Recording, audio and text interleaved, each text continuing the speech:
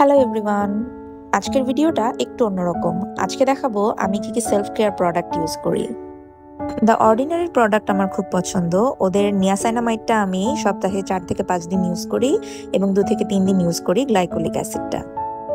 যেহেতু অফিসে যেতে হয় প্রতিদিন এবং প্রচন্ড রোদ ফেস করতে হয়, তাই সানস্ক্রিন আমার জন্য খুবই ইম্পর্ট্যান্ট। স্কিন অ্যাকোর সানস্ক্রিনটা আমি কিরেবিডি থেকে অর্ডার করেছিলাম। এটা খুবই লাইট। সানস্ক্রিনের তৈলাক্ত ভাবটা কিছুটা দূর করার জন্য আমি এই বিবি পাউডারটা ইউজ করি। এটা আমি আসলে গিফট হিসেবে পেয়েছিলাম, ব্যাংকক থেকে এনে দিয়েছিল। এছাড়া ময়শ্চারাইজার হিসেবে আমি বুটসের এই ফেস লোশনটা ইউজ করি। এটা আমি ব্যাংকক থেকে পারচেস করেছিলাম। সবচেয়ে বেশি আমি ইউজ করি সেরাভির এই ময়শ্চারাইজিং ক্রিমটা। এটা খুবই ভালো ফর স্কিন। এটা খুবই লাইট।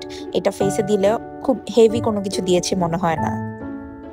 এছাড়া হাতে পায়ে আমি ইউজ করি কোকো রেডিয়েন্ট বডি অয়েলটা ফ্রম ভ্যাসলিন।